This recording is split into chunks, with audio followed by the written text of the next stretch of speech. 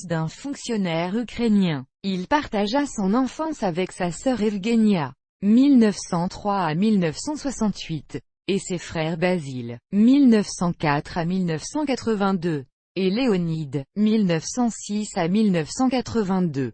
Il suivit des études classiques jusqu'à l'âge de 15 ans et connut la révolution bolchevique. Après avoir été l'élève à Kiev de Bronislava Nijinska, la sœur du grand Václav Nijinsky, il quitta, tout comme elle, la Russie soviétique en 1921. Dans la Nouvelle Borée de Joseph Kessel, la nouvelle revue française No 134, Gallimard, 1er novembre 1924, Serge Liffard, assis à la terrasse d'un café parisien, relate à l'écrivain d'origine russe l'épopée de sa fuite du pays.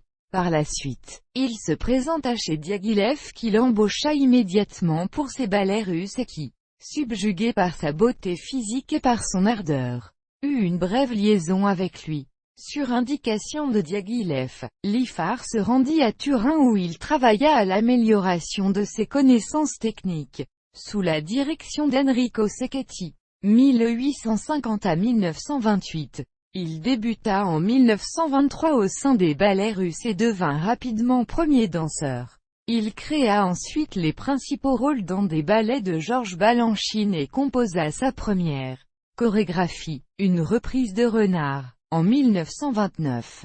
La mort de Diaghilev entraîna la disparition des ballets russes, pendant que d'autres comme Kochno ou Balanchine s'efforcèrent de recréer de nouveaux ballets russes. Liffard se fit engager par l'Opéra de Paris. Au cours de sa double carrière d'interprète et de chorégraphe, il passa 16 ans à l'Opéra de Paris, comme premier danseur d'abord en 1929, puis comme danseur étoile, enfin comme maître de ballet de 1930 à 1944 et de 1947 à 1958. À partir de 1930, Serge Liffard connut un immense succès, essentiellement dans ses propres créations de ballet, avec notamment Les Créatures de Prométhée, 1929, Une vision personnelle du spectre de la rose, 1931, et de l'après-midi d'un faune, 1935, Icare, 1935, avec des décors et costumes de Picasso.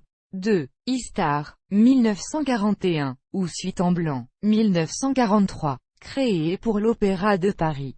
Il fut aussi très rapidement reconnu comme une des stars de la capitale, par le « tout Paris » artistique, qui le choya et l'adula. Les journaux et hebdomadaires illustrés rendaient compte de ses moindres activités ou déclarations. Peu avant le début de la Seconde Guerre mondiale, il aurait eu une liaison avec Mary Marquet,